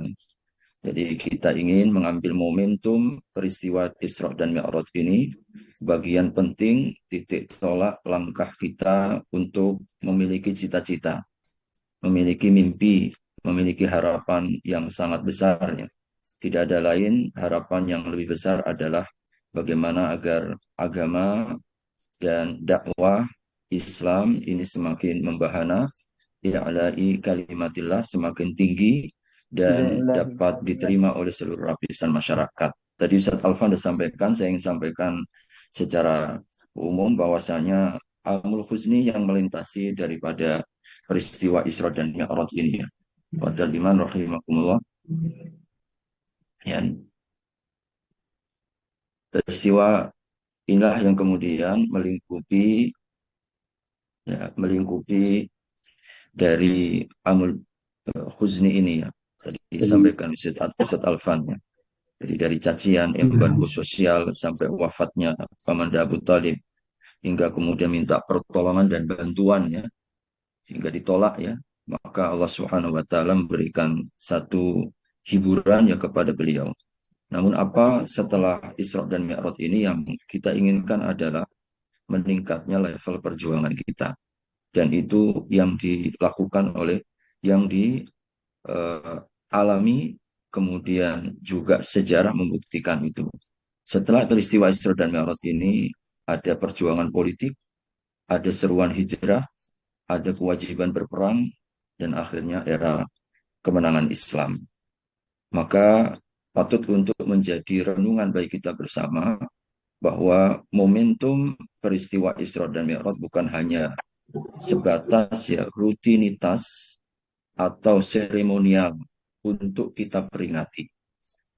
Maka kalau hanya sekedar peringatan tanpa ada sebuah aksi, maka inti dan spirit daripada Isra dan Mi'raj ini kita katakan kita sia-sia. Tetapi peristiwa ini untuk kita ulang kembali adalah dalam rangka untuk meningkatkan level perjuangan kita, pengorbanan kita, sebagaimana peristiwa ini dihadirkan. Maka oleh karena itu, Khafillah rahimakumullah, di hadapan kita ada banyak tantangan ya, dan hidup ini seluruhnya adalah perjuangan. Dan Allah Subhanahu wa taala telah memilih kita di antara ketinggian perjuangan itu jihad fisabilillah. Alhamdulillah dengan izin Allah. Hidup perjuangan, tapi tidak ada yang melebihi dari yang paling utama kata Nabi, yang dapat terlibat dalam perjuangan agama. Ini sabda Nabi, hadisnya Rabi Mu'ad bin Jabal, la yanaluhu illa afdaluhum. Mari kita hadirkan ini. Dirwatu sinamihi al-jihad. Jadi puncak dari prestasi dalam Islam itu adalah berjuang. Dan kata Nabi, la yanaluhu illa afdaluhum. Yang mampu melakukannya itu hanya yang paling afdal.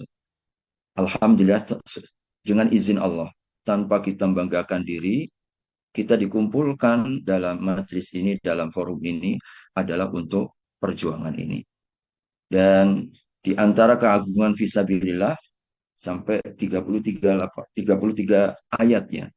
Di dalam Al-Quran itu Allah mencela mereka yang masih merasa berat, tidak mau melibatkan dalam perjuangan. Dan lebih dari 38 ayat perintah Allah kepada kita untuk terlibat dalam perjuangan ini. Dalam perjuangan ini. Dan dalam hidup ini kuatal iman, tidak ada jihad tanpa pengorbanan. Ya, tidak ada yang namanya perjuangan tanpa pengorbanan. Mereka yang siap untuk berjuang, maka siap untuk berkorban. Dan di antara pengorbanan di dalam Al-Quran itu lebih dari 9 ayat. Di mana Allah Subhanahu wa Ta'ala dahulukan jihad harta atas jiwa. 9 ayat. Hanya 1 ayat saja di dalam Al-Quran yang Allah dahulukan jiwa baru harta. Apa para ulama katakan? Ya misalkan di dalam ayat ini ya, dalam ayat ini ayat yang insya Allah sangat dekat ya dengan kita semua, surat Shaf ya, bagaimana Allah menjadikan ya sebagai seruan iman, bukti keimanan. Allah mengajak kita dengan berniaga, yang perniagaan itu tidak akan pernah merugi, karena janjinya adalah selamat daripada siksaan api neraka. Bahkan dijanjikan Allah dengan ampunan di ayat 12-nya.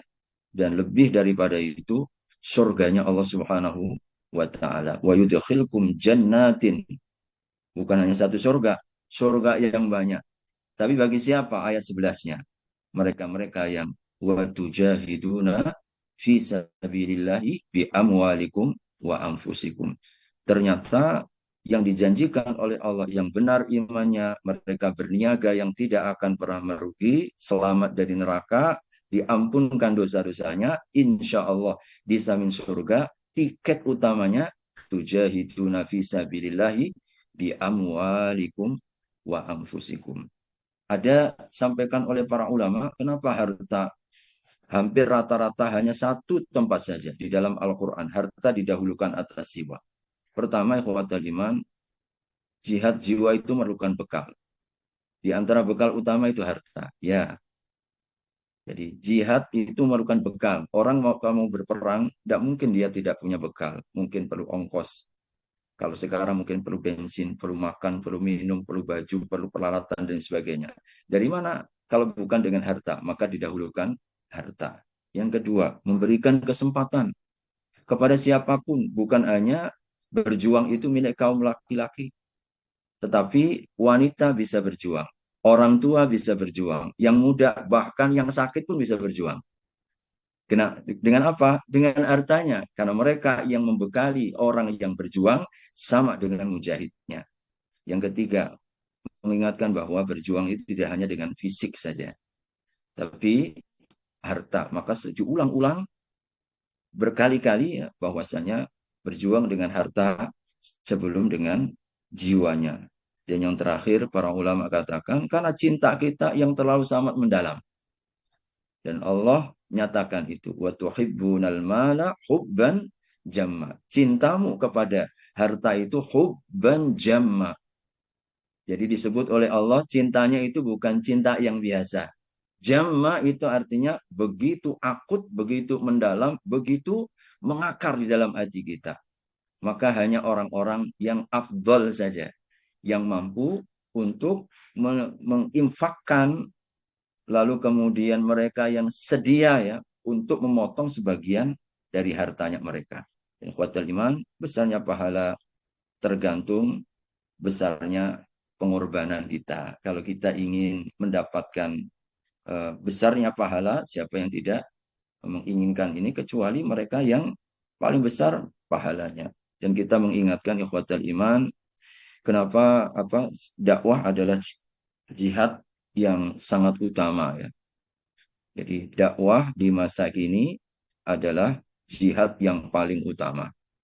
Ya, jihad di masa atau dakwah kita di saat ini adalah bentuk di antara jihad yang paling utama karena memenuhi momentum.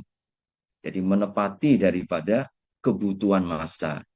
Maka nilai pengorbanan itu lebih karena apa? Sedikitnya pengikut. Tidak setiap orang sedia untuk siap mewakafkan dirinya maupun juga hartanya. Enggak banyak. Sedikit mereka yang mau melibatkan ini. Karena menuntut ya pengorbanan lebih. Tidak digaji. Kita nggak mendapatkan apa-apa kecuali berharap ridhonya Allah Subhanahu wa taala. Maka karena sedikitnya pengikut ini nilainya bertambah, minimnya dana. Ya, kita merasakan itu betul ya, bahwa dalam pergerakan roda dakwah kita ini perlu dana dan masih sangat banyak sekali memerlukan dana. Jadi, dan pada saat kita mampu untuk memberi sesuatu dari sebagian harta kita, maka sesungguhnya kita mendapatkan nilai pengorbanan yang lebih. Belum ada kekuatan politik ya yang ya sekiranya mampu untuk menopang, ditambah juga tekanan musuh yang sangat kuat. Ini di antara nilai pengorbanan lebih ya. Kenapa dakwah di masa kini di antara jihad? Ini yang bisa kita ambil ya di negara kita ya. Karena negara dalam kondisi aman, maka posisi dakwah itu adalah posisi di antara jihad yang paling utama. Kuatal iman, rahimakumullah. Allah Subhanahu wa taala pernah menyampaikan di surat eh, di surat Al-Hadid ini ya, ayat yang ke-10 ya, bahwa hendaklah sama yang berjuang sebelum Mekah dibuka dengan yang berjuang setelah Mekah dibuka. Tidak sama ini ya. La yastawi minkum man anfaqa min qablil fathi. Tidak sama. Ulaika a'zamu darajatan minal ladhina anfaqu. Mereka yang berjuang, mereka yang berkorban di masa dan fase-fase Mekah, Allah Subhanahu wa taala katakan a'zamu darajatan. Nilainya lebih, derajatnya lebih. Kenapa? Ini para ulama mereka mengatakan bahwa ayat ini di antara ayat yang diturunkan kepada sahabat Abu Bakar. Jadi sahabat Abu Bakar, innaha nazalat fi Abi Bakar wa ma kana yabdhulu fi sabilid dakwah fi marhalatil istid'af. Ayat ini adalah pujian Allah kepada Abu Bakar As-Siddiq.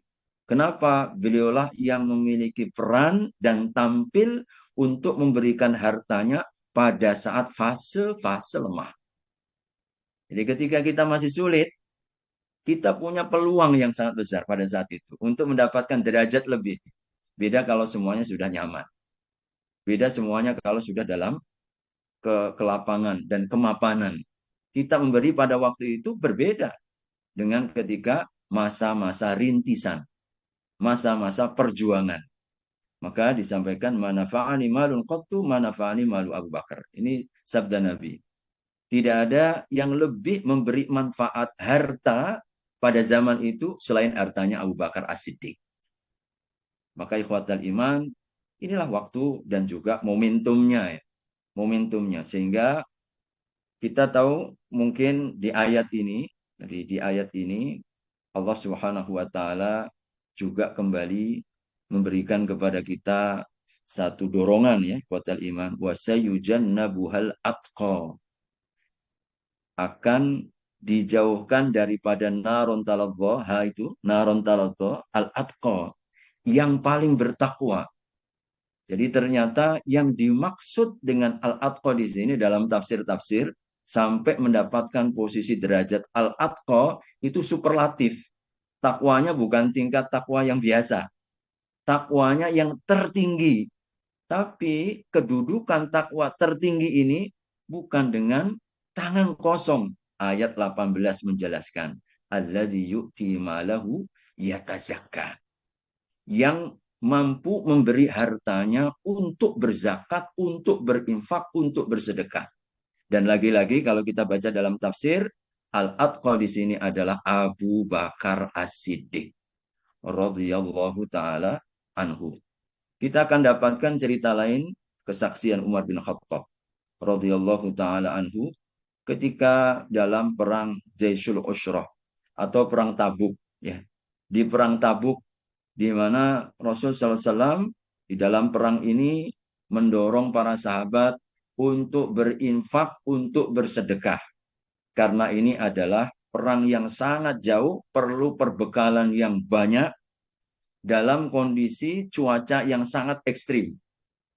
Maka setelah itulah ketika mendengar Nabi memotivasi ya untuk semuanya berinfak, untuk semuanya berperan dengan hartanya masing-masing, dengan kemampuan finansial yang ia miliki, Umar mengatakan, hari ini aku akan mampu mengalahkan Abu Bakar. Bagaimana kompetisi ya para sahabat itu. Hari ini aku akan mengalahkan Abu Bakar. Saatnya aku akan bisa mengalahkan Abu Bakar. Maka dia apa? Faji'tu binisfi mali. Umar membawa separuh hartanya. Faqala Rasulullah sallallahu alaihi wasallam. Rasul pun kemudian berkata, "Maaf qaita li ahlik." Yang kau tinggalkan untuk keluargamu apa? Qultu mithlahu ya Rasulullah. Separuhnya yang lain. Qala wa ata Abu Bakrin bi kulli ma indahu.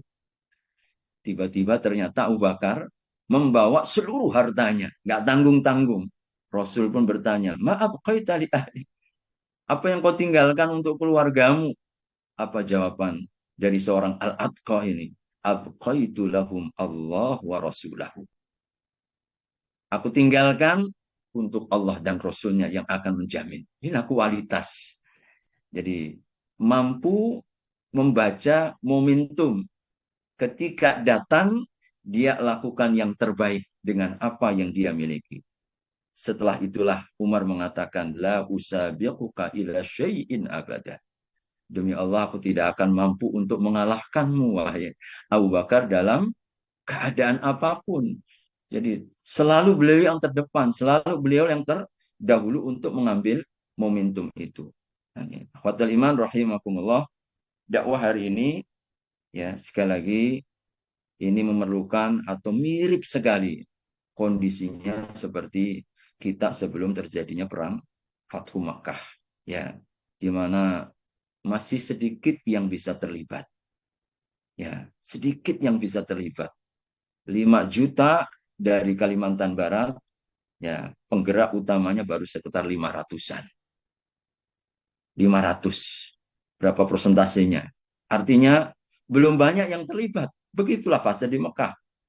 Minimnya dana, ya. Minimnya dana. Untuk perputaran, ini seluruhnya adalah memerlukan sebuah pergerakan. Apalagi kita sudah memiliki azam, bahwa salah satu di antara markas yang akan kita bangun nanti ini adalah menjadi salah satu di antara pusat daripada dakwah kita. Pusat dakwah kita. Dan ini adalah rumah kita bersama. Dan kita yang paling bertanggung jawab untuk mensukseskannya. Jadi insya Allah kita yakin, jadi kalau bersama-sama berat akan terasa ringan. Ya, berat kita sama pikul, ringan sama kita jincing. Begitulah prinsipnya. Kita ini dalam ta'awanu 'alal birri wat taqwa. Tidak ada kekuatan politik, nggak ada yang jadi gubernur, nggak ada yang jadi apa kita ya. Nggak ada yang jadi apapun. Ada anggota dewan, tapi kan terbatas. Kuatnya juga tekanan. Maka hampir mirip-mirip. Maka ikhwatal iman, berjuang, berkorban pada fase-fase seperti ini, insya Allah kita mendapatkan satu momentum di mana kita peluang kesempatan pengorbanan terbaik dalam diri kita. Maka mari kita yakinkan bahwa dengan infak kita, insya Allah kita hadirkan hijrahnya generasi muda. Ya, kita cadangkan markas dakwah yang akan kita bangun nanti 100 mahasiswa. Yang insya Allah akan kita bina berdasarkan Quran dan Sunnah. Kita akan jadikan nanti sebagai pemimpin-pemimpin masa depan. Kita akan training selama 1 tahun. Kita akan pilih orang-orang terbaik. Ini adalah peluang amal bagi kita.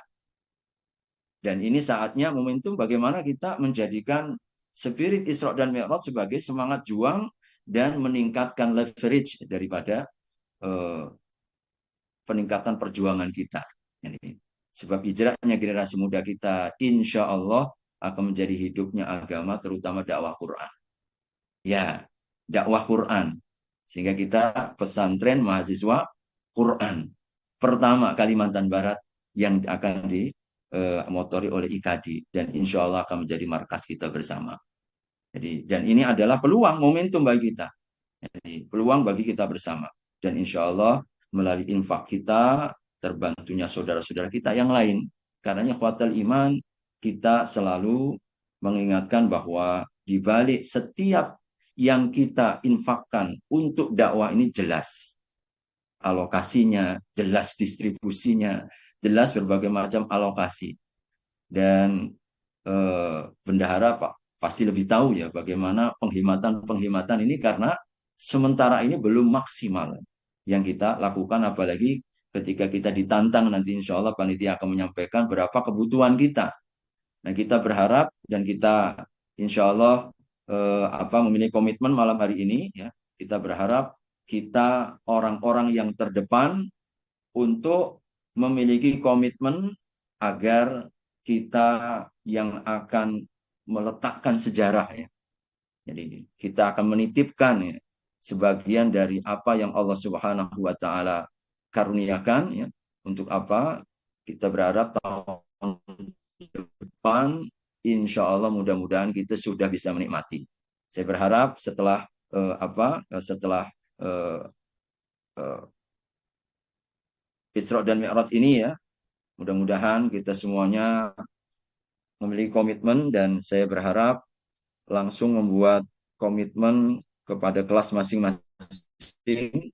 Jadi saya berharap bahwa setiap wali kelas ya untuk menyampaikan kepada anggota-anggotanya komitmen-komitmen sehingga pembangunan dari markas dakwah kita akan segera dapat kita laksanakan. Ya, jadi insya Allah ini adalah peluang amal ya bagi kita bersama. Sesungguhnya bukan sekali lagi khawatir iman ini peluang surganya Allah Subhanahu wa taala, ampunan Allah Subhanahu wa taala dan kita tidak tahu ya dari infak kita yang mana yang kemudian Allah Subhanahu wa taala nanti akan menjadikan sebagai saksi-saksi ya, dalam kehidupan kita di akhirat nanti ya. Kita minimal khawatir iman ingin menjadikan ya bahwasanya apa yang kita lakukan untuk agama ini terutama momentum yang saat ini kita sedang eh, apa eh, berusaha untuk membangun kebersamaan ini ya, membangun kebersamaan kita dalam rangka untuk menggapai cita-cita kita agar markas dakwah dan eh, eh, pesantren ya mahasiswa yang akan dicadangkan mampu setiap tahunnya 100 mahasiswa ini dengan 3 lantai dan ini akan segera terwujud dan dalam kebersamaan dan insya Allah menjadi agenda kita seluruhnya se-Kalimantan Barat. Jadi oleh karenanya insya Allah nanti kita langsung mulai ya, masing-masing kita dipersilahkan langsung memberikan komitmen. Jadi infak terbaiknya selama 1 tahun boleh seperti waktu kita kompetisi ya. Jadi kompetisi, jadi masing-masing kita berazam kepada Allah Subhanahu wa taala, berniat untuk membeli surga kita ya dengan mudah-mudahan markas akan jauh lebih panjang umurnya daripada kita. Ya, kita yakin yang nanti akan melahirkan pemimpin-pemimpin akan melahirkan sosok generasi yang kita idamkan dan kita berharap insya Allah melalui infak terbaik kita ini kita akan jadikan ini sebagai salah satu jawaban kita di hadapan Allah Subhanahu wa taala.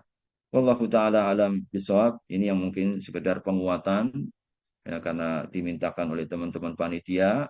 Jadi setelah kita sama-sama disampaikan oleh Ustaz Alfan tadi bagaimana agar ini kita jadikan momentum untuk kita mampu berperan, berkontribusi, mengambil bagian ya terbaik dari harta yang kita miliki dalam rangka untuk menegakkan dakwah di Kalimantan Barat ini. Jazakumullah khair, itu yang mungkin sedikit mengingatkan. Mudah-mudahan ada nilai manfaatnya dan tidak hanya sekedar kita mendapatkan tausiah dan pengingat ya bersama, terutama eh, eh, acara malam hari ini memang dimaksudkan dan dikhususkan untuk kita memiliki satu satu visi yang sama dan misi yang sama. Dalam waktu yang terdekat kita ingin bercita-cita memiliki markas dakwah kita yang Allah Subhanahu wa taala kalah ya, yang sudah muwafafkan ya. Jadi di tempat yang cukup strategis ya, di daerah Imam Bonjol ya. Dari Imam Bonjol tinggal kita melanjutkan untuk menitipkan satu bata, dua bata, satu semen, dua semen ya. Kemudian juga satu besi, dua besi. Kita yakin insya Allah kalau kita punya komitmen yang sama setahun dua tahun ini insya Allah kita akan menikmati markas dakwah secara mandiri dan kita dapat optimalkannya dalam rangka untuk melahirkan generasi-generasi Qurani, santri dan juga mahasiswa-mahasiswa yang tidak hanya cerdas secara akal dan juga intelektualnya, tapi yang terpenting ada memiliki basis basis spiritualnya karena mereka dekat dengan Al-Quran, dekat dengan sumber-sumber keimanannya. Barakallahu fikum, aqulu qouli hadza wa astaghfirullah. Assalamualaikum warahmatullahi wabarakatuh. Waalaikumsalam warahmatullahi wabarakatuh. Syukran jazakallah kepada Ustadz Didi yang telah memberikan arahan khususnya terkait pembangunan pesantren Quran mahasiswa. Nah, sebelum itu ada di-share link presensi. Jadi bagi rekan-rekan, Bapak Ibu yang hadir silahkan untuk presensi ada di kolom komentar linknya. Nah, selanjutnya untuk lebih jelasnya lagi akan ada paparan langsung dari tim panitia PKM atau pembangunan pesantren Quran mahasiswa. Dalam hal ini akan disampaikan oleh Bapak Bang Nurudin ya. Nah, kepada Bang Nurudin, waktu dan tempat dipersilahkan.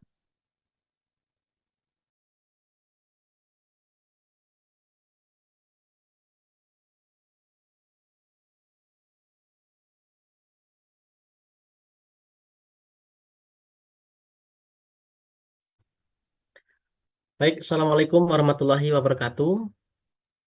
Assalamualaikum warahmatullahi wabarakatuh. Terima kasih atas kesempatan yang diberikan.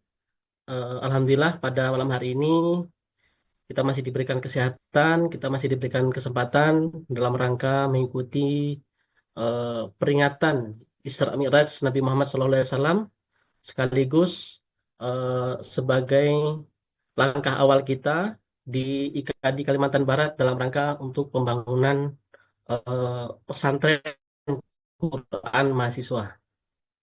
Tadi sudah disampaikan oleh Ustadz Didi berkaitan dengan rencana IKAD Kalimantan Barat membuat ataupun membangun pesantren Quran mahasiswa di tanah wakaf yang kurang lebih luasnya 600 meter persegi yang terletak di Jalan Imam Bonjol, Gang Haji Dateng. Bapak Ibu yang berbahagia, insya Allah ini adalah desain bangunan yang akan kita bangun, terdiri dari 3 lantai, yang di bawah itu nanti akan dijadikan sebagai kantor IKAD, kemudian di atasnya lantai 2 itu dijadikan sebagai kamar, kemudian yang di lantai 3 akan dijadikan sebagai tempat kegiatan.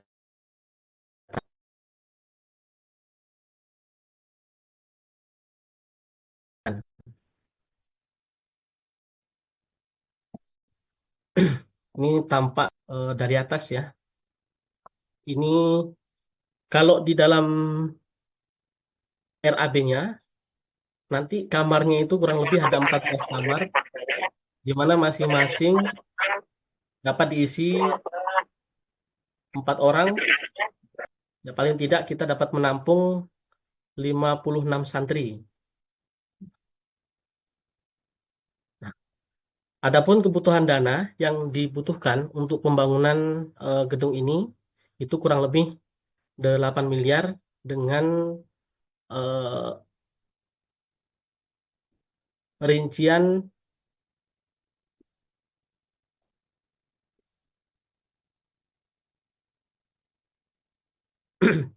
untuk konstruksi gedung itu kurang lebih 7 miliar, dan untuk fasilitas umum pesantren mahasiswa ini kurang lebih 1 miliar.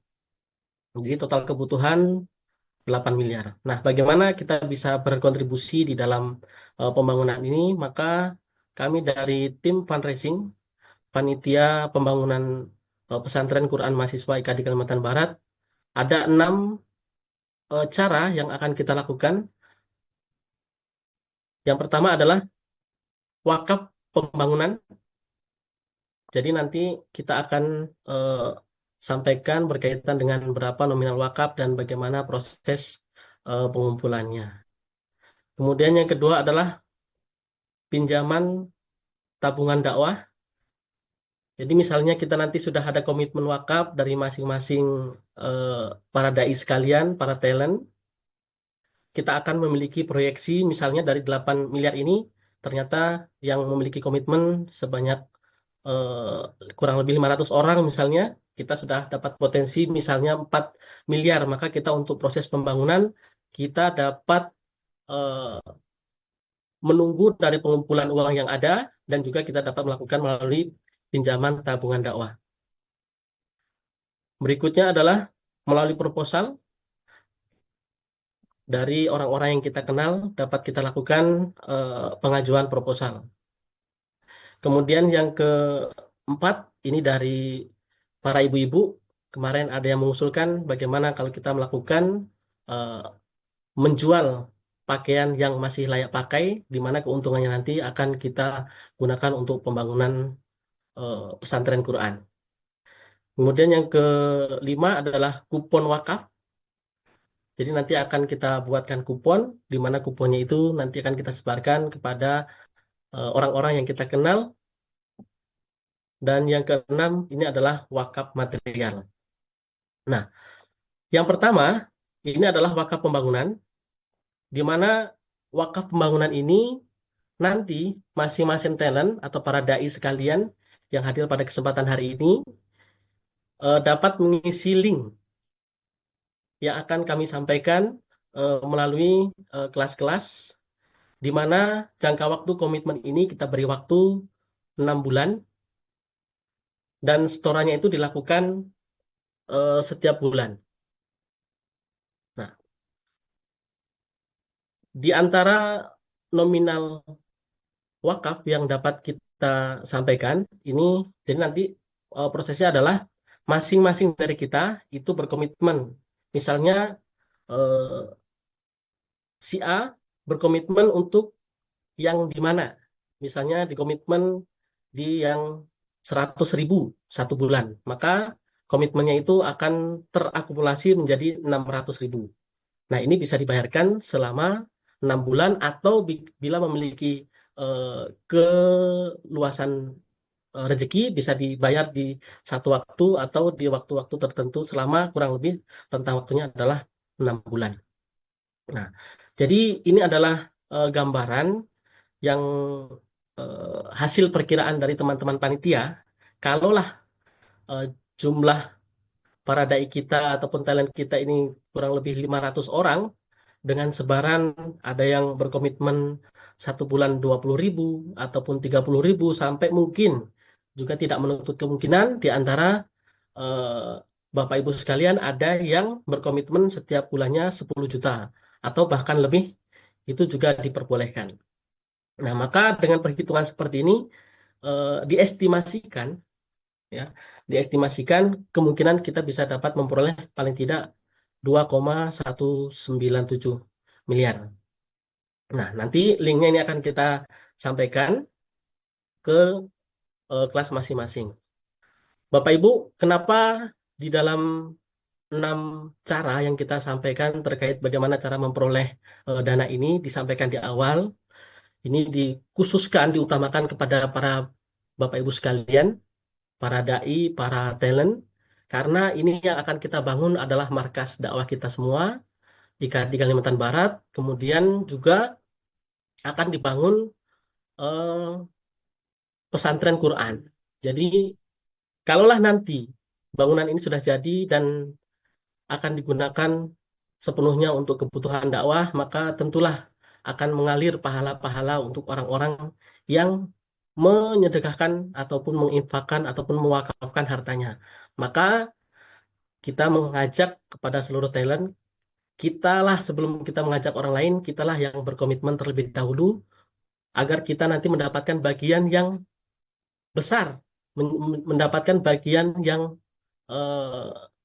banyak sebelum orang lain mengetahuinya.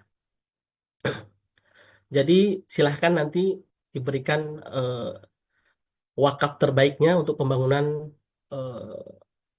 markas ini,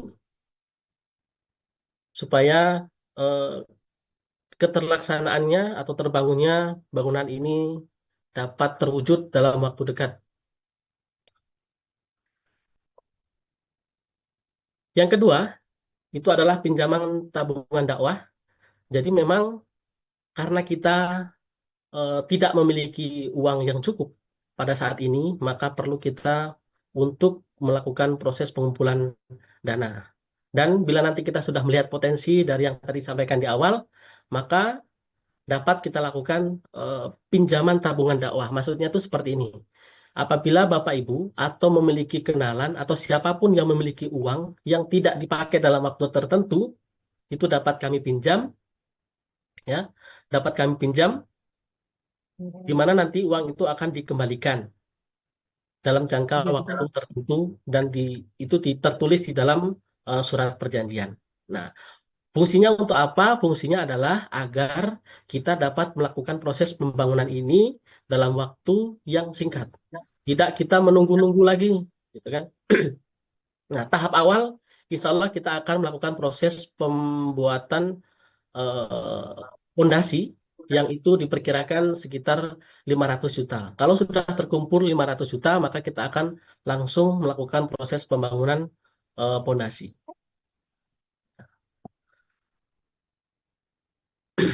Yang ketiga, ini adalah proposal. Nah, proposal ini, setiap talent atau para dai sekalian yang memiliki koneksi pejabat daerah, dewan, tokoh, ataupun potensi lain, didaftarkan kepada panitia. Jadi ketika Bapak, Ibu sekalian memiliki kenalan, baik itu eksekutif, legislatif, ataupun orang-orang lain yang memiliki kedermawanan, dapat disampaikan kepada kita untuk dapat kita lakukan pengusulan ataupun pemasukan proposal. Insya Allah dari tim panitia fundraising, ketika nanti Bapak Ibu telah menyampaikan nama-namanya, kita akan sampaikan proposal tersebut dan kita akan bantu mengawalnya.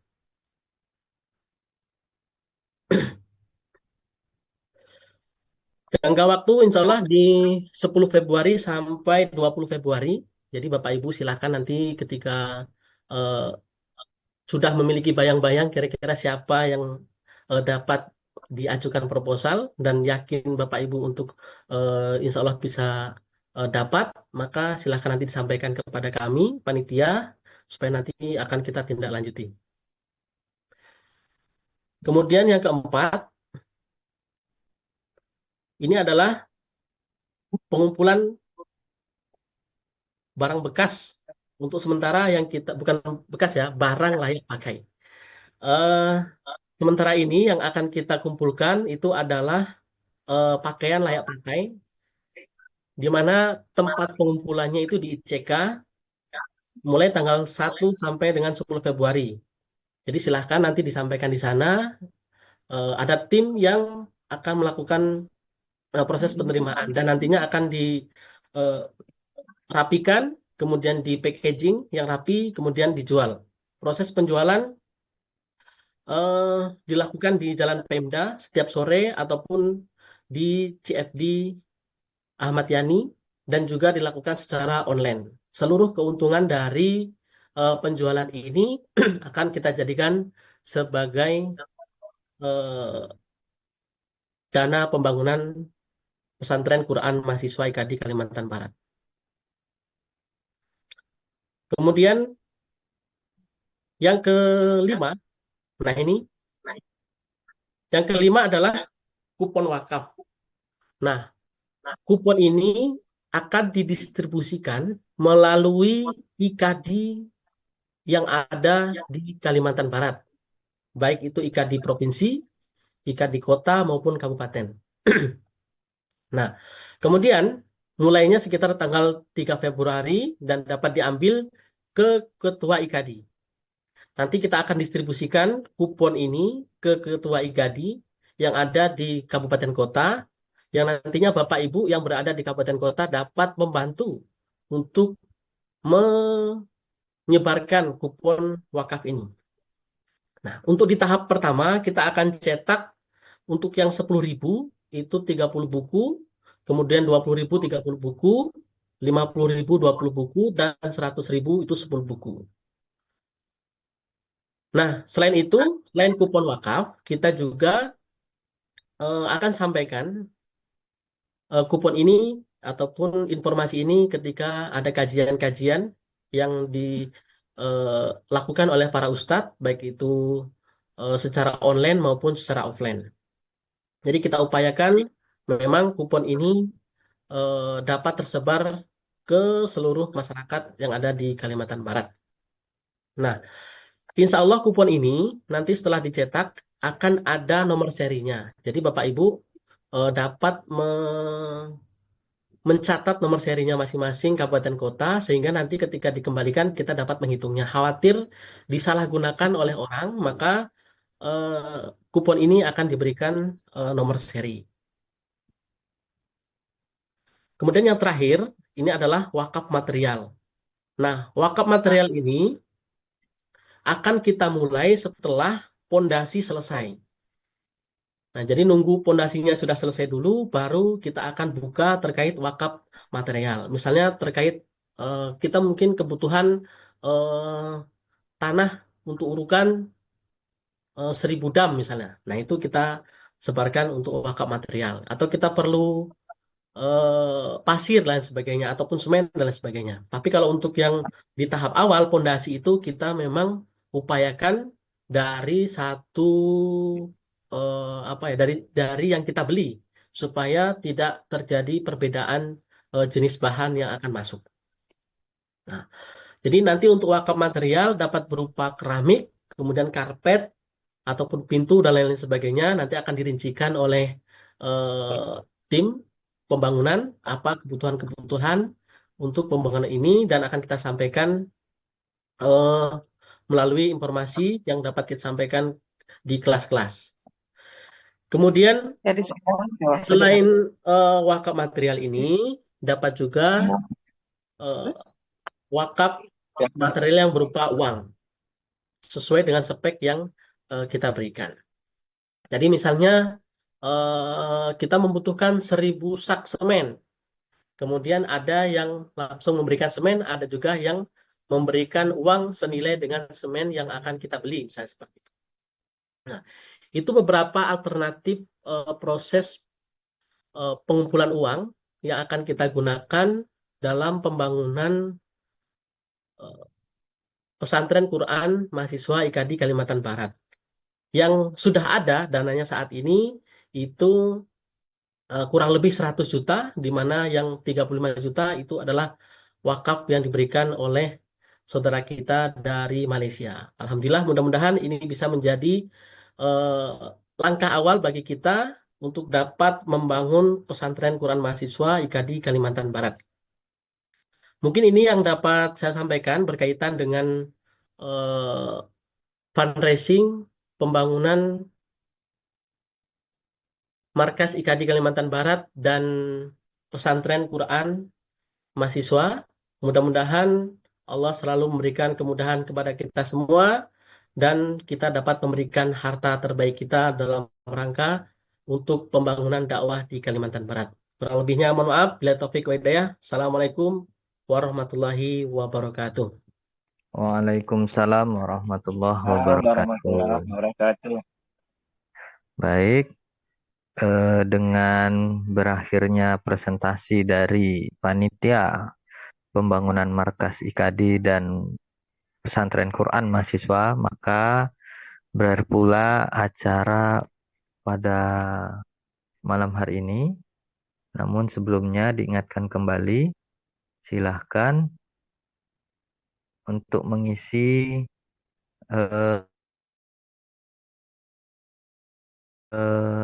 yang sudah di-share di grup atau di kolom komentar ya. Nah, baik, kita cukupkan untuk acara pada malam hari ini dengan sama-sama melafazkan hamdalah, alhamdulillahirrabbilalamin, dan doa kifaratul majelis. Subhanakallahumma wa bihamdika asyhadu an la ilaha illa anta astaghfiruka wa atubu ilaik. Ana selaku MC